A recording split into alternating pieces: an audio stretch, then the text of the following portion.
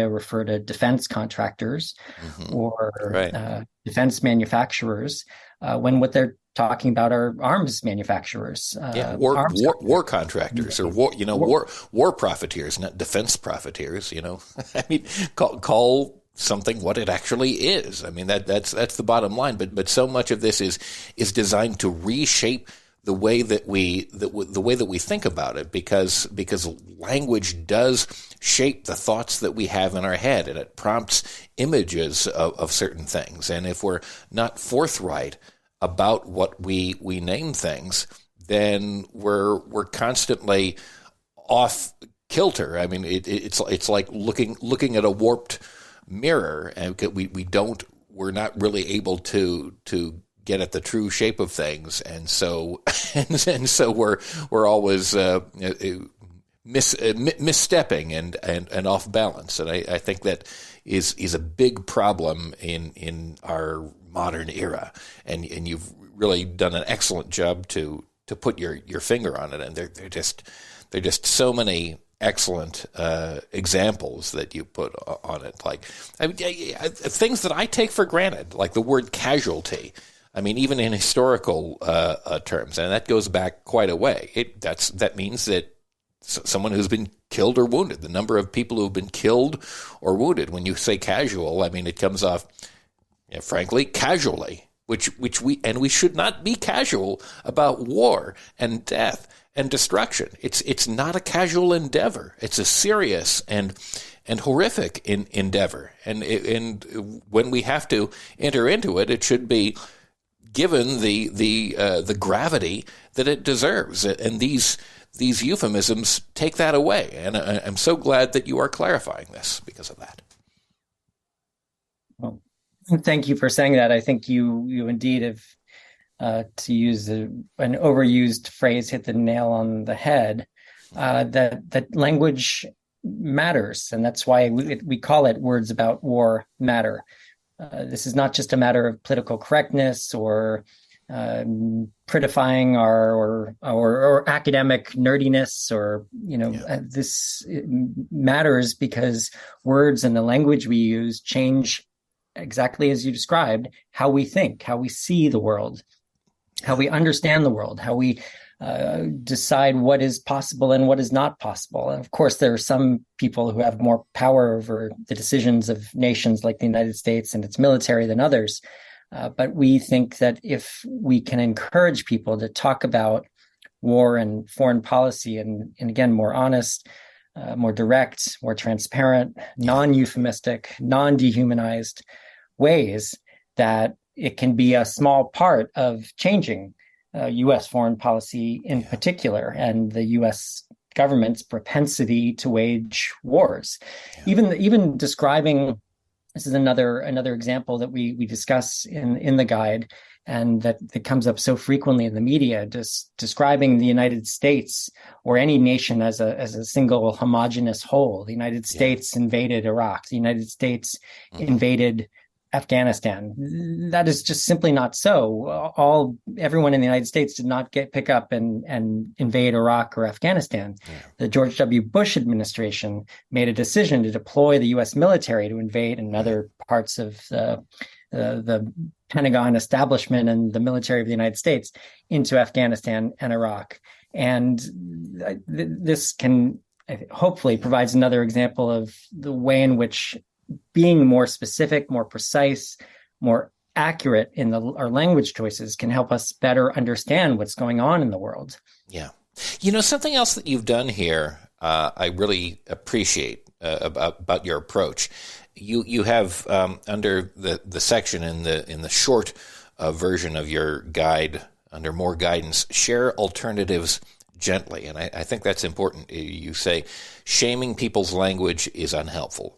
Explain, discuss, share the guide as a resource, invite conversations about how words shape how we perceive the world, and thus war and foreign policy. And I think particularly given the sort of narrow bandwidth that much of this conversation takes place on social media with, that's particularly important, because it is so easy to flare up a confrontational discussion about this. And frankly, many of these words have been so thoroughly inculcated into the American English language that people personalize them and take offense, at least at first, often, if you try to take them away from them and point out that there are better alternatives. So I appreciate that you've taken that into consideration, because if you just come at it angrily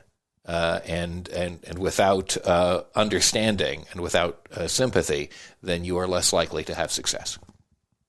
That's exactly right. And people use language not because they're bad people, who use the kinds of language that we're trying to change, not because they're bad people, Right. but because it is so much a part of the society in which we live, and the discourses and narratives we read and hear all the time. People are just using the language that is available to them. Yeah. So we really do encourage people, as you said, to ask people to reconsider their language use gently and politely, and to use language actually as a chance to open up a conversation about war and foreign policy and how we see the world. What other consequences when we talk about collateral damage rather than talking honestly about civilian deaths. Yeah. And indeed, again, that's something that civilian deaths we are seeing every day in far too many contexts. I would just echo what you said about trying to encourage people to rethink their language choices. We encourage people to use our language guide as a resource to point people to the guide and to the website wordsaboutwar.org, and hope that our guide and the website indeed opens up not just a conversation about language and words, but a conversation about U.S. foreign policy and wars, the long history of wars that the United States government has waged, and in the hopes of ending that pattern. Right. At least I'm speaking for myself. Right. And this is constantly evolving as language does, and you're open to receiving tips and new inputs from people as new terms evolve, correct? Exactly. The website wordsaboutwar.org offers a chance for people to submit suggestions of their own for revisions of the guide, and we also are likely to have an online version that will be able to update more rapidly than the print version. But we absolutely encourage people to submit suggestions of their own, things that we may have omitted, or to encourage us to rethink suggestions we've made, because again, this is a conversation we want to open up, and ultimately we do hope to change the language that one sees all around us in the media and among politicians, and so that we can discuss this.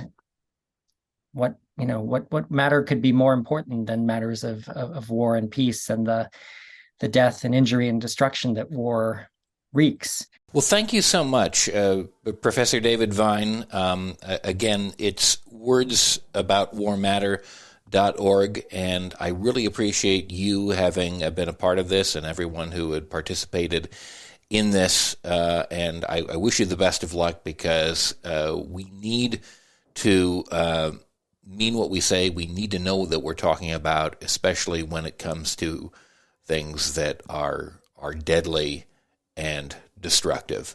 And we need to be able to make decisions about whether we get involved in such things with a clear knowledge of what it really is that we're getting into. And I think for a long time, we haven't had a very clear idea.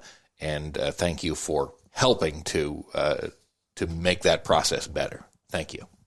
Thank you. Above all, a clear idea of the impacts of the choices that our leaders are making when they decide to wage war or support wars.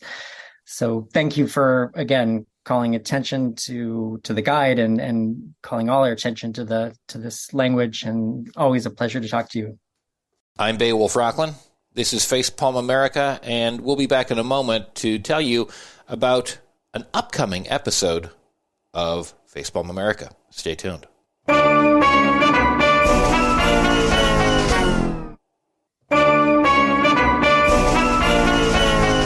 Facepalm America, I'm Beowulf Rockland. I want to let you know that on an upcoming episode, we are going to be talking, as we do on Mondays, to John Rothman. He is the host of Around the Political World with John Rothman.